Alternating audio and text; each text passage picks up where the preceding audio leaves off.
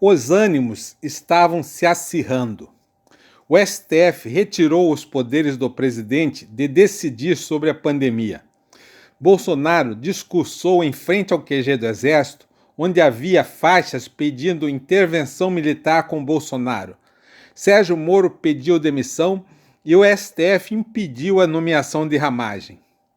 Apesar de seu pedido de demissão não ter abalado muito os apoiadores de Bolsonaro, Moro e a grande mídia acreditavam ter ainda a bala de prata para liquidar com o governo. Uma reunião ministerial onde Bolsonaro teria se incriminado ao falar sobre a PF. Então a grande mídia, liderada pelo antagonista, sempre ele, começou a vazar relatos do que havia sido dito na tal reunião. E Bolsonaro se dispôs primeiro a liberar a gravação de todo o evento, para depois concordar em divulgar apenas a sua fala. Mas Moro queria que todo o conteúdo fosse divulgado, alegando que havia necessidade de assistir toda a reunião para que não houvesse dúvidas que o presidente tentara interferir na PF para proteger seus filhos. E quem iria decidir isso era Celso de Mello. Celso de Mello é o ministro que deverá se aposentar em novembro, e talvez por isso é o que mais se comporta como franco atirador contra o executivo, não temendo nenhuma retaliação. Ele chegou até a comparar o governo do Brasil ao nazismo, insinuando que Bolsonaro seria Hitler. De tal maneira que Celso de Mello serviu de instrumento à esquerda ao alimentar uma possível apreensão do celular de Bolsonaro, e ordenou que se desse publicidade a toda a reunião ministerial, tal qual como queria Sérgio Moro, o antagonista e todo o establishment político e midiático. Se a intenção de Moro e do PSDB era destruir a popularidade do presidente, a divulgação da reunião provocou um efeito contrário. Os bolsonaristas viram um presidente tentando ser fiel às promessas de campanha. Mas talvez a intenção de Moro fosse a de, pelo menos, provocar a saída do ministro da Educação, que ele sabia ficaria em uma posição difícil ao ter sua fala divulgada.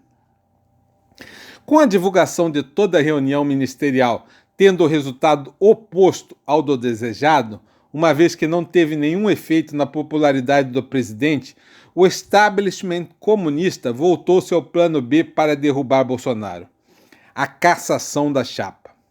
A cassação da chapa de um presidente popular e com apoio entre a maioria dos militares é uma manobra muito arriscada, mesmo que existissem provas robustas de crime eleitoral. Mas diante do risco de Bolsonaro ser reeleito, o establishment resolveu considerar essa possibilidade.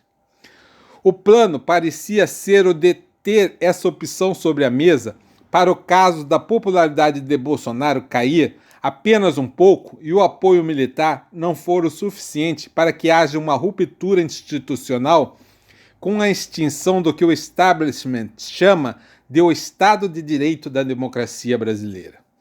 Ou seja, se a popularidade de Bolsonaro caísse a níveis tão baixos que os golpistas pudessem convencer os parlamentares a promover o impeachment do presidente, ótimo. Mas se caísse só um pouco e fosse claro que não haveria resistência militar, a opção seria pela cassação.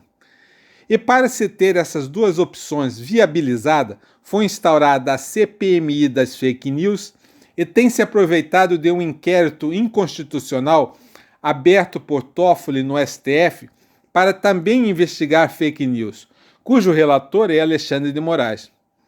Moraes, por meio desse inquérito ilegal, tornado legal pelo STF, tem promovido ataques às bases bolsonaristas, investigando parlamentares, jornalistas, blogueiros e militantes. Esses ataques, além de querer criar a narrativa de crime eleitoral, servem para atingir a popularidade do presidente. Fato é que Alexandre de Moraes tem mirado principalmente na ala olavista dos apoiadores de Bolsonaro, como que um movimento calculado para produzir um racha na base do presidente. Apesar de fortes nas mídias sociais, os olavistas não têm o poder intimidatório dos militares e nem os votos do Centrão. A intenção parece ser a de atingir repetidamente os olavistas para que estes se sintam abandonados e se voltem contra Bolsonaro. E elevem o tom das suas críticas aos militares, que eles já condenam pelo positivismo e ingenuidade em relação à guerra cultural movida pelos comunistas. Mas proteger a todo custo essa base fiel, que não possui votos no Congresso e nem armas, e cuja influência midiática não chega a ser hegemônica na base bolsonarista, é fazer o jogo dos golpistas. É preciso que os olavistas compreendam isso e comprem tempo para o presidente.